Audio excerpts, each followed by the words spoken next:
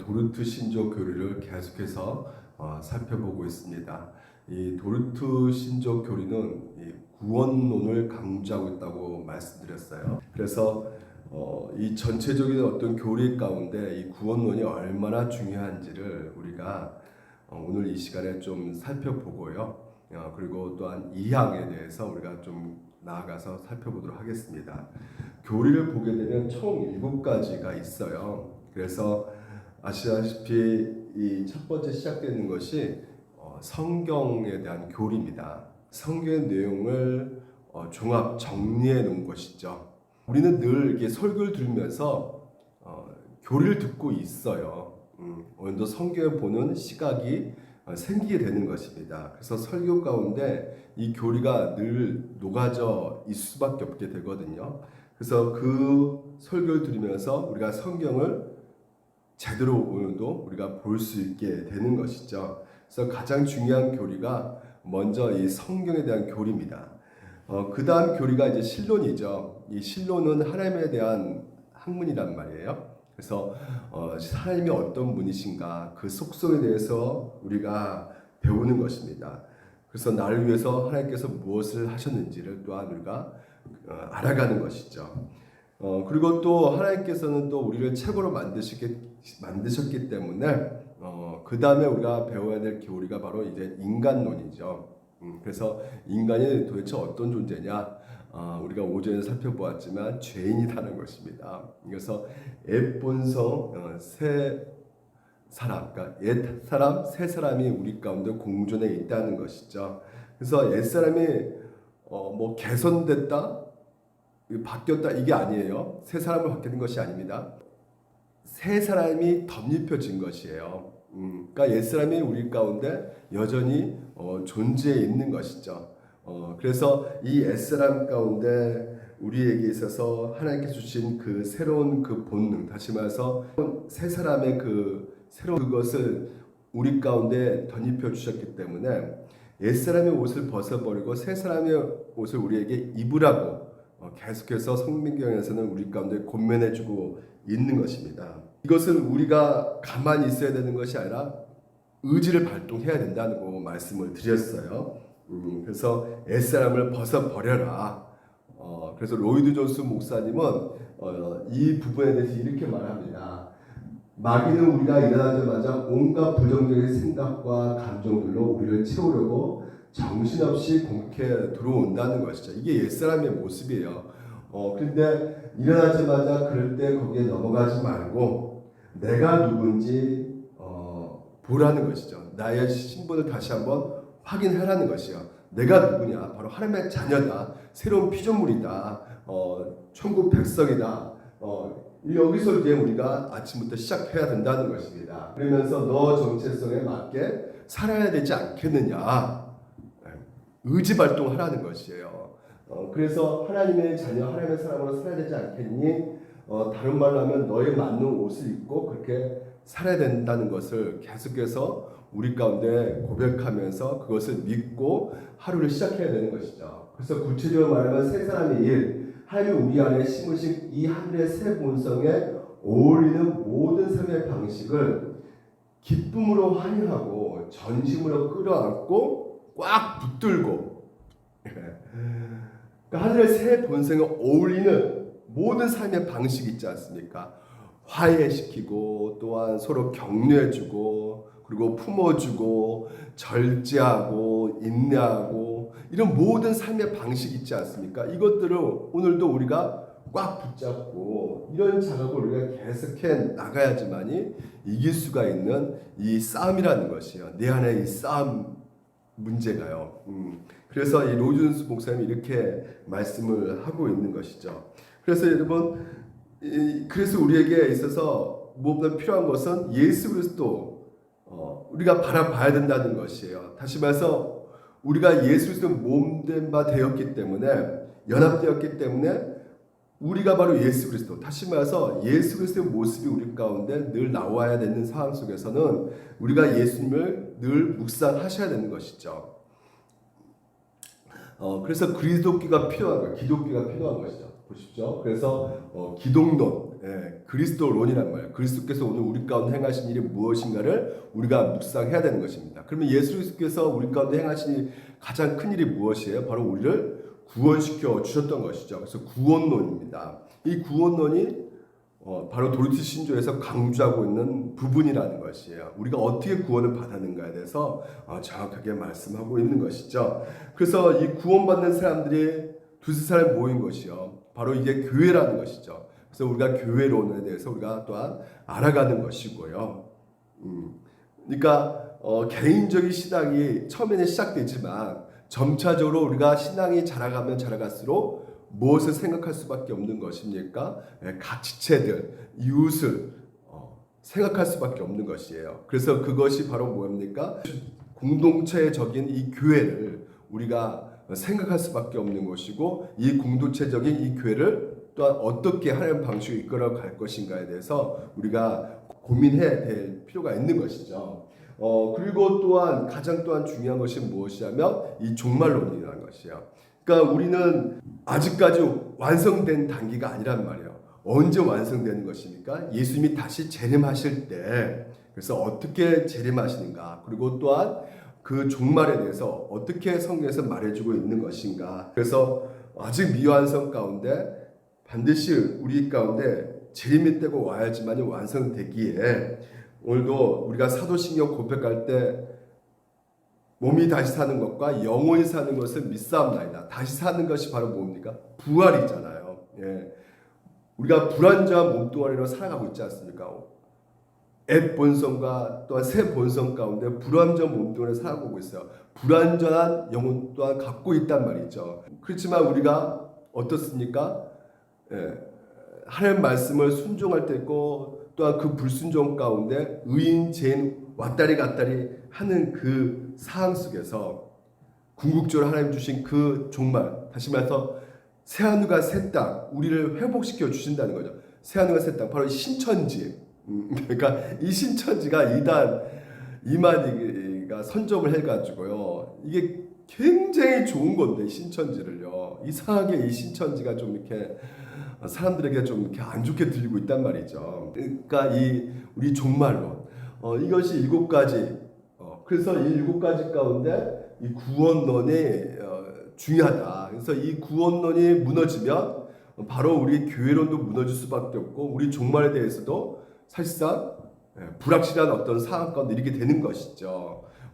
그러니까 전체적으로 다 무너질 수밖에 없어요. 구원론이 잘못되면 무너질 수밖에 없는 것입니다. 그래서 오늘도 우리가 도리트 신조를 통해서 바르게 이 구원론을 알아감으로 말미암아 오늘 우리의 삶 가운데 하나님께서 어떻게 우리를 또한 의롭게 여겨주시고 또 어떻게 우리를 구원시켜 가고 계시는가에 대해서 우리가 알므로 말미암아 이게 바로 은혜거든요. 그 은혜의 그 복을 더욱더 풍성하게 누리게 되는 것입니다. 그러니까 이게 은혜구나. 내가 구원받았다는 것이 엄청난 은혜구나. 그래서 이제는 은혜를 알기 때문에 성화, 내가 함부로 살 수 없는 것이요. 내가 받은 그 구원의 그 은혜가 너무나 감격스럽기 때문에 이제부터 어떻게 살 수밖에 없는 것이요. 복음을 위해서 살아갈 수밖에 없는 나의 삶의 목적과 의미와 정체성이 성립될 수밖에 없게 되는 것이요. 그래서 모든 것이 어디에 초점으로 움직일 수밖에 없는 것이요. 복음입니다. 복음. 이게 바로 기독교예요. 그 복음이 바로 뭡니까? 하나님의 영광을 드러내는 거잖아요. 이 복음이요. 그 자체가. 그렇기 때문에 우리의 모습이 바로 이 복음을 초점으로 해서 모든 것이 움직여가는 것이에요. 공부도 왜 하는 겁니까? 설거지는 또 왜 하는 거예요? 다 복음입니다. 예수 그리스도예요. 나 잘 먹고 잘 살기 위해서 하는 것에 있어서 옛사람에서 이제 벗어나서 이제 새 사람이 되었기 때문에 내가 받는 그 구원의 은혜가 너무나 크기에 모두 내 삶 속에서 복음을 위해서 하나님의 영광을 위해서 살아내는 것이죠. 이것이 무너지면요, 모든 우리의 삶 가운데 이 이성과 우리의 주관성으로 말미암아 카톨릭, 다시 말해서 카톨릭이 뭘 강조하는 겁니까? 행위 구원론을 강조한단 말이에요. 그 행위 가운데 하나님 앞에 내세운 그 공로로 말미암아 우리 신앙은 엉터리가 될 수밖에 없게 되거든요. 네. 그러니까 중세 로마 카톨릭이요, 가장 큰 문제가 무엇이었냐면 우리가 성경론을 배우는 그 이유도 여기 있는 것입니다. 성경이 우리의 모든 권위 중에 최고의 권위예요. 네. 그러니까 중세 교회는, 그 카톨릭은 문제가 뭐였느냐? 그렇죠. 성경도 숭상했지만 베드로 교황도 숭상했단 말이에요. 그러니까 교황과 성경을 최고의 권위에 동등하게 두었단 말이죠. 그로부터 생기는 것이 무엇입니까? 바로 부패와 오염이었단 말이에요.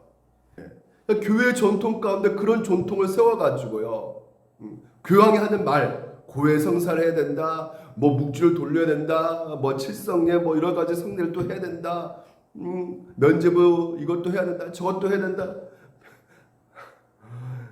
이 교황의 말이 하나님의 말씀이 되는 그 상황 속에서 끊임없이 펼쳐져 가고 있는 것은 무엇이냐? 그 사회가 부패될 수밖에 없는 것이고요, 교회가 부패될 수밖에 없는 상황에 이르게 되는 것이죠. 그러니까 이단의 특징은 다른 것이 아닙니다.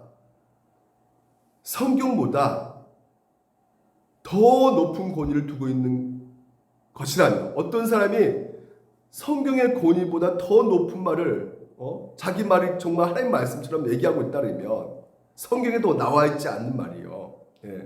그러면 100% 그 사람은 뭐예요? 이단이란 말이에요. 성경은 성경이 해석하는 것이고요, 성경이 가장 뭐예요? 최고의 권위다. 그래서 우리는 그 최고의 권위가 성경이기 때문에 오직 성경을 따라가야 되는 것이에요. 사람의 말이 아니라. 그러니까 이단은 장길자, 이만희, 문선명, 이 모든 사람의 말을 따라가고 있단 말이에요. 성경이 아니에요. 인간이란 말이에요. 성경이 무너졌기 때문에, 그렇기 때문에 생긴 것이 바로 무엇이냐? 종교 개혁이란 말이에요. 다시 성경으로 돌아가자는 것이에요. 종교 개혁은 한마디로 말하면 최종 권위가 어디에 있느냐? 최종 권위가 성경에 있느냐? 아니면 교황에게 있느냐? 교주에게 있느냐? 성경에 있다는 것이에요. 물된 동산교회도 뭡니까? 개신교입니다. 로마 카톨릭이 그래서 온 것이 아니란 말이에요. 개신교이기 때문에 오늘도 여러분, 우리의 삶 가운데 최종 권위 어디에 두어야 되는지 우리가 고민을 해야 된다는 것이에요. 제가 성경에 나와 있는 말씀을 하지 않고 있다면 여러분 고민하셔야 되는 것이에요. 반박을 하셔야 되는 것입니다. 한국교회 가장 큰 문제가 뭐냐? 개신교래요. 오직 성경이라고 말하고 있어요. 성경이 최고 권위라고, 성경만 따르겠다고 말하면서 점점 어떻게 변해가고 있는 것입니까? 로마 카톨릭, 담임 목사가 교황이에요.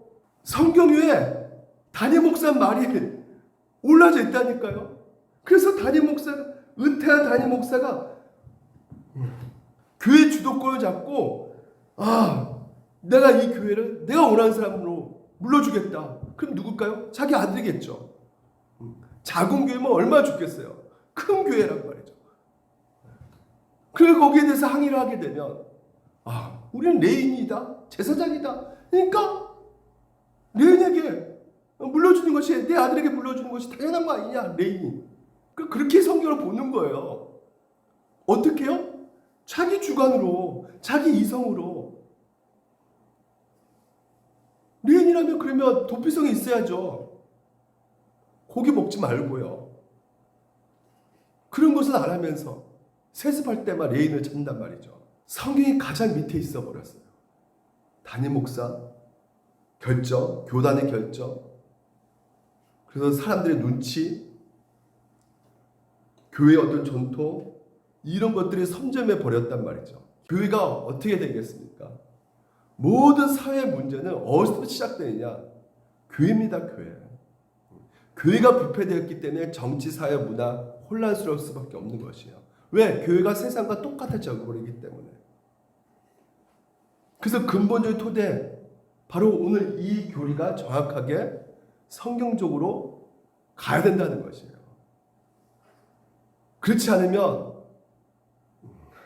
총체적으로 무너질 수밖에 없는 것입니다. 그래서 오늘도 여러분 우리가 늘 고민하셔야 될 것이 무엇이냐면 내가 최종 권위, 내가 어딜 따라가고 있느냐, 성경이냐 아니면 다른 것이냐 보셔야 되는 것이에요. 제가 서울에 보면 영화를 자꾸 얘기하는데 전두광을 따라가는 그 사람들이 군사 세력이 처음에는 잘 된 것 같죠. 하지만 그 인생을 전체를 다 보게 되면 어떻습니까? 얼마나 비참합니까? 말년에는 끝에 욕을 바가지로 얻어먹고 심지어 자기 묻는 그런 파주 땅에서도 사람들이 거부를 하잖아요. 그러니까 여러분 우리가 구태타를 일으키면 안 돼요. 성경에 대해서. 그 구태를 일으킨 그 계몽주의 사상, 인간의 이성을 가장 높은 것에 배치시키고 있단 말이죠. 그래서 인간의 이성을 신뢰하고 과학이 바로 혁명을 주도하고 있단 말이에요. 이 세상이 지금 현재. 그래서 자꾸만 이 과학이라는 객관적인 어떤 지식과 이 인간의 이성으로 평가를 한단 말이죠. 성경을요. 그러니까 성경을 인간 지식으로 과학으로 평가하니까 어떻습니까? 뭐 어떻게 무리를 걷냐 사람이. 어떻게 부활을 하냐 사람이. 다 빼버리는 거예요. 역사적으로 보게 되면 그런 일이 없기 때문에 이것은 다 그냥 비유야. 그냥 상징이야. 이렇게 성경을 난도질을 해버려요. 그러니까 여러분 미국 신학교 가면 저희 강남대학교 나왔는데 강남대학교 신학교 가서 보게 되면요. 교수들도 세상에 부활을 믿지 않는 교수들이 있다니까요. 어디 부활을 믿지 않고 교수를 합니까? 그럼 그 교수 뭡니까? 자기 이성과 어떤 지식으로 뭘 하고 있어요? 이 성경 본문을 비평한단 말이에요. 비평. 그게 교수란 말이에요. 그러니까 그런 교수 가운데 가르침을 받는 학생들은 얼마나 잘못된 성경관을 갖겠습니까? 이 알미니안 이 교수 때문에 그 학파가 생겨가지고 이 도르트 신조가 정확하게 그 학파에 반발해서 정확한 교리를 지금 이제 만들어내고 있는 거잖아요. 예수님의 성육신 하나님의 아들 다 상징적으로. 그러니까 다 은유고 상징적인 거니까 아니 왜 예수만 구원이 있다고 생각합니까? 이런 식으로 나오는 거예요. 왜 예수만 구원이 있습니까? 석가모니도 저기 마호메트도 길은 한 길이다. 구원의 방식이 흩어져 있기 때문에 똑같이 다 구원받을 수 있다. 그 종교 믿어도 하나님 믿는 것이기 때문에 인간의 오늘도 선하고 행동으로 착하게 살면 구원받을 수 있는 거야. 그래서 우리가 교리를 정확하게 알아야 된다는 거죠. 구원론의 이 도르트신이 말하는 구원에 대해서 우리가 정확하게 알아야 되는 것입니다. 그래서 우리가 따라가야 될 것은 오직 성경이다. 근본 토대가 무너지면 다 무너진다. 이 성경이 무너지면요. 그래서 우리가 지난 시간에 살펴보았던 것이 하나님께서 예정하셨다는 거잖아요. 그 예정에 있어서 하나님이 선택하셨고 유기하셨다. 창세 전에. 이중 예정이란 말이에요. 선택과 유기 버리신다는 거죠. 그러니까 이것을 갖고 우리가 따질 수가 있다 없다. 누군 선택하고 누군 버리시고 이거 하나님 완전 불공평한 하나님 아니십니까? 따질 수가 없다는 것이에요.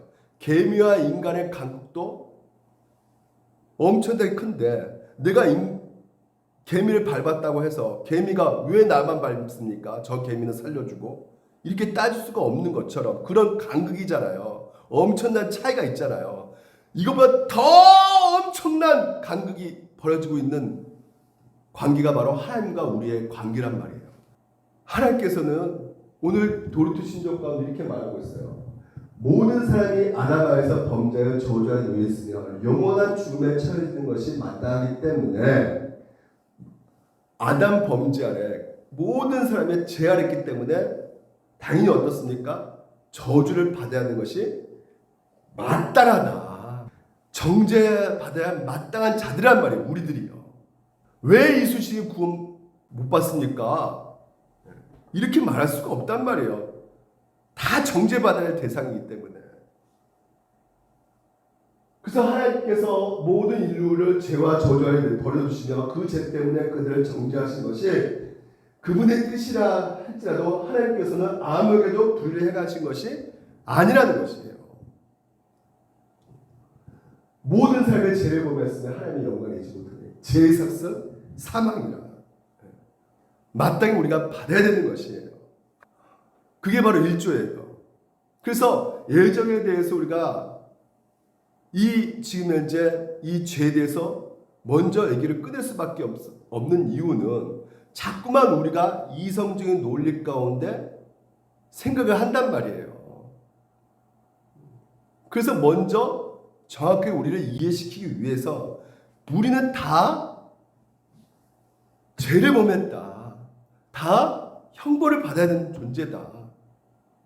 하나님의 심판과 진노를 받아야 될 존재다는 것이에요. 먼저 말을 해주고 있단 말이죠. 우리가 죄를 지으면 가장 먼저 반응한 자가 누굴까요? 그렇습니다. 우리일까요? 아닙니다. 하나님께서 가장 먼저 반응하세요. 이야기입니다.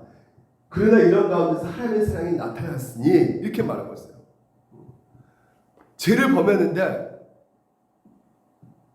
우리 인간들은 어떻게 합니까? 아담이 죄를 범했을 때 숨어버려요. 피한단 말이죠. 하지만 하나님께서는 어떻게 하고 계신다는 것이에요. 먼저 우리가 죄를 범하고 있고 어떻게든지 죄 문제를 해결하기 위해서 하나님께서 먼저 일하신다는 것이에요. 창세기 3장 8절 보십시오. 그들 그날 바람이 불 때 동산을 거니시는 여호와의 하나님의 소리를 듣고 죄를 범하자마자 하나님께서 어떻게 하십니까? 찾아오신다는 것이죠. 아담과 하와가 반응이 없고요. 하나님이 먼저 반응하셔가지고 그 죄 현장 가운데 찾아오셨다는 것이죠. 그래서 오늘도 우리에게 분명히 말씀해주고 있는 것이 무엇입니까? 우리가 옛사람 본성 가운데 죄를 짓고 있을 때 누가 가장 먼저 반응하고 계시느냐? 하나님이 먼저 반응하고 계신다는 것을 여러분 기억하셔야 된다는 것이에요. 친히 하나님께서 직접 우리 가운데 보고 계신다는 거예요. 마음의 중심까지도 하나님께서 우리를 다 보고 계신다는 것이에요. 그래서 창세기 3장 9절에 뭐라고 말합니까? 하나님이 아담을 부르시며 그에게 있을 때 네가 어디 있느냐? 라고 물으신단 말이에요. 그들의 죄가 무엇인지를 밝히기 신다는 것이죠. 그러니까 우리는 자꾸만 하나님에 대해서 어떤 생각이냐면 그냥 저주, 심판 이것만 생각하는 경우가 많이 있거든요. 근데 하나님께서는 저주, 심판이 먼저가 아니라 우리 가운데 먼저 죄가 무엇인지 그로 인해서 어떤 결과가 초래했는지를 먼저 창세기 3장 통해서 계속 설명을 해줘 가고 있는 것이에요. 그리고 그것을 끝나게 하는 것이 아니라 먼저 하나님께서 반응하셔서 우리 가운데 그 죄 문제를 또한 해결하기 위해서 알려주신단 말이죠. 죄의 비참, 죄의 결과 어떤 것인지를 알고 그래서 너에게 필요한 것이 무엇이냐? 배주시나 보겠습니다. 우리는 가장 은혜로우신 하나님 믿습니다. 그 하나님께서 영역과 사망 상태에 있는 인생들이 스스로를 파멸 속으로 내던지고 있다는 것과 그리고 저주 가운데서 스스로를 전적으로 비참하게 만들고 있다는 것을 보고 계신다는 것이에요. 그리고 어떻게 하십니까? 너 죽었다 이제 나한테. 이것이 아니라 불쌍히 여기신다는 거예요.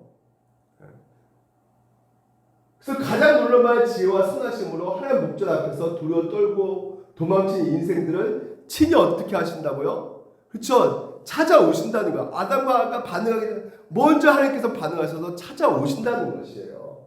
그래서 위로하시고 그들에게 자신의 아들을 주시겠다고 약속을 하신다는 것이죠. 그래서 그 아들 바로 뭐요? 여자의 후손. 그래서 여자의 후손이 어떻게 한다는 겁니까? 바로 뱀의 머리를 박살나게 하신다는 것이죠. 그 여자의 후손이 누구예요? 예수 그리스도라는 것이죠. 죄 해결책을 우리 가운데 제시해주고 있단 말이에요. 이게 얼마나 은혜인 것을 하나님께서 늘 우리 가운데 알려주고 계십니다. 고통 중에 우리가 있을 때 여러분 우리가 가장 먼저 생각이 드는 것이 무엇입니까?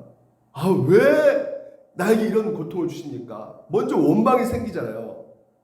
하나님께 나아가신 자 별로 없습니다. 먼저 짜증나요. 왜 그랬는지, 왜 나한테 이러시는지 화가 나죠. 그런데 여러분,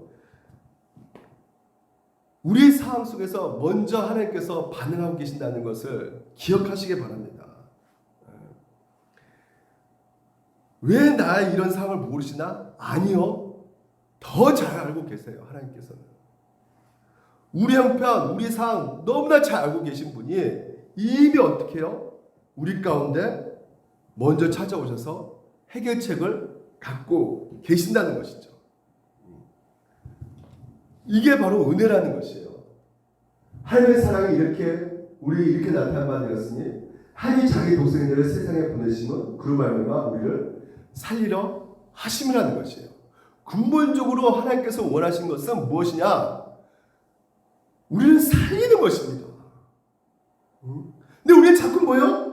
심판과 저주만 생각하는 거예요.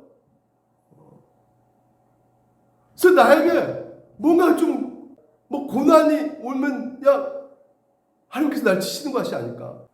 하나님께서 우리 죄에 대해서 먼저 반응하신 분이십니다.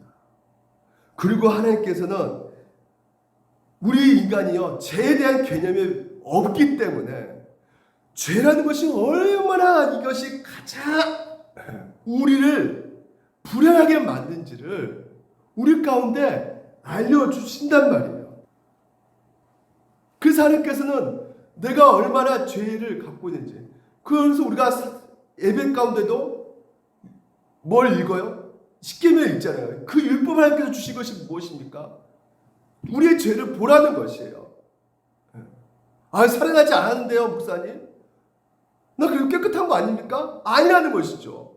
살인하지 말라는 그 말씀 가운데 그 하나님의 담긴 마음이 어떤 마음입니까? 생명을 존중하라는 것이에요.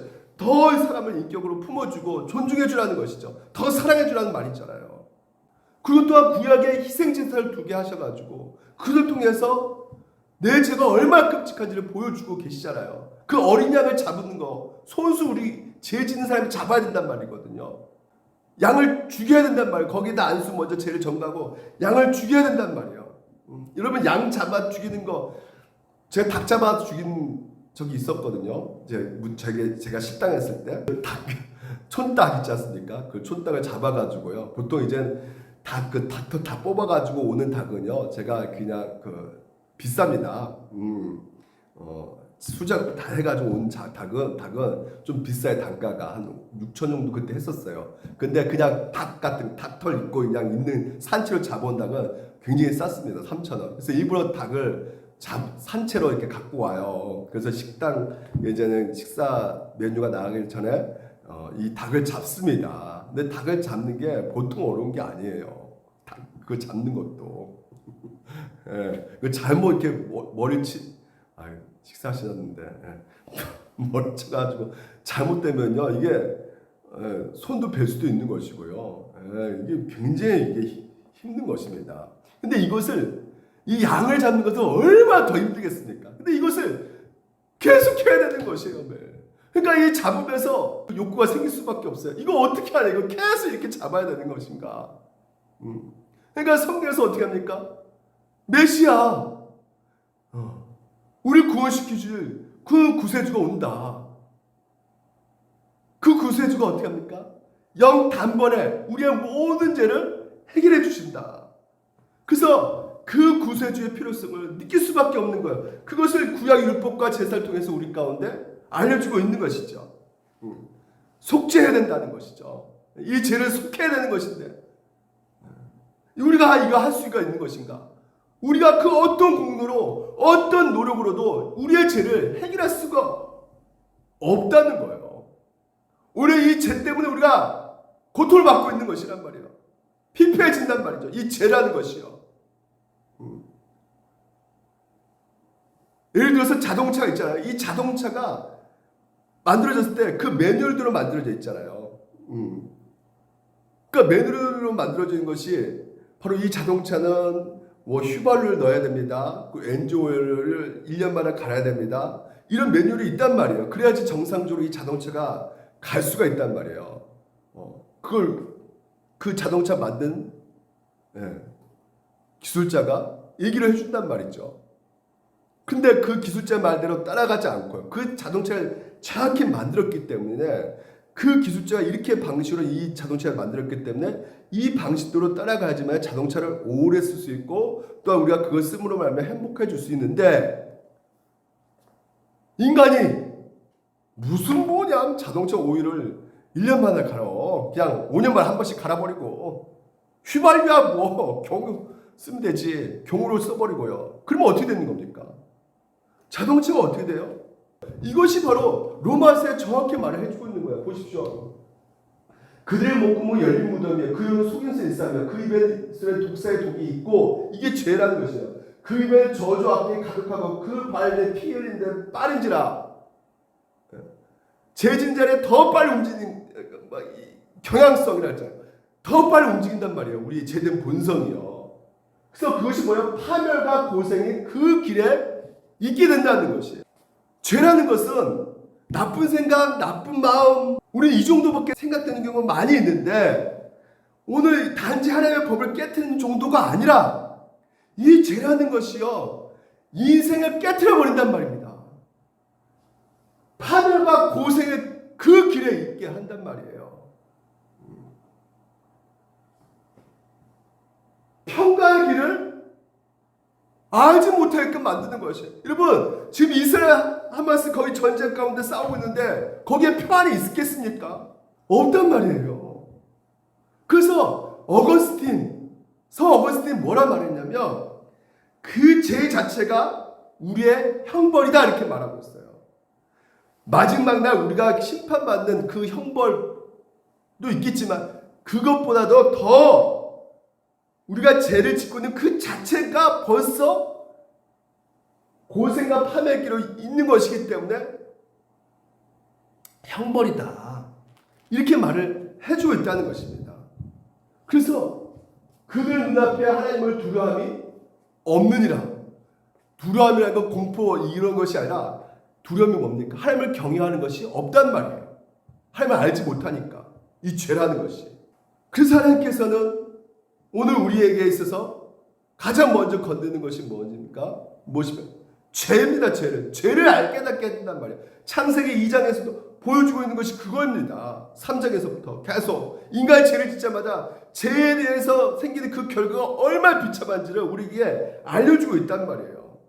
그 말씀으로. 그게 바로 우리 하나님께서 일하고 계시는 것이란 말이죠. 그래서 궁극적으로 이제는 뭡니까? 여자의 후손 예수 그리스도께서 오신다는 것이에요.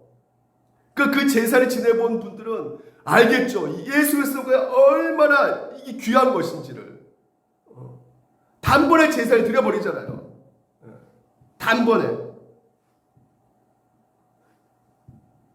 오늘 예수 그리스도 단번에 그 모든 것을 완성하셨기 때문에 그 예수 그리스도께서 그 이미 다 이루신 것을 통해서 우리가 알 수 있는 것이 무엇입니까? 다른 길은 없다는 거예요. 예수 그리스도 외에는 구원의 길이 없다는 거예요. 내 죄 때문에 그냥 우리는 박살나는 건데 파멸과 평강과 완전히 형벌 가운데 심판받을 수밖에 없는 그런 존재인데 내 공로, 내 의지, 내 어떤 것으로도 내 노력으로도 안 된다는 거예요. 내가 간절함과 지극정성으로 이렇게 해도 안 된다는 거예요. 이 죄 문제는요. 그런 이 죄 문제, 판의 길로 갈 수밖에 없는 우리를 위해서 하나님이 사랑하셔서 먼저 찾아와 주시고 구원의 방편이 무엇인가를 우리에게 여자의 후손이라고 알려주셨고 그래서 오늘 우리가 우리 노력으로 구원을 이룰 수 있는 것이 아니라 하나님께서 보이신 그 은혜 예수 그리스도 다른 것이 필요 없단 말이에요. 구원을 이른 길에 내 행위, 내 정성, 내 노력 모든 이단들은 다 그렇게 말합니다. 지극정성. 왜? 오늘날도 심리학이나 보통 보게 되면 우리를 속인단 말이죠. 너 안에 자세히 쉬어 봐봐. 선함이 있어. 그게 망가진 거야, 선함이. 종교도 마찬가지입니다. 너 안에 괜찮은 것이 있다니까. 공로를 이렇게 쌓아가지고 네 선함을 더욱더 확실하게 드러내. 그래야지 좋은 곳으로 갈 수가 있는 거야.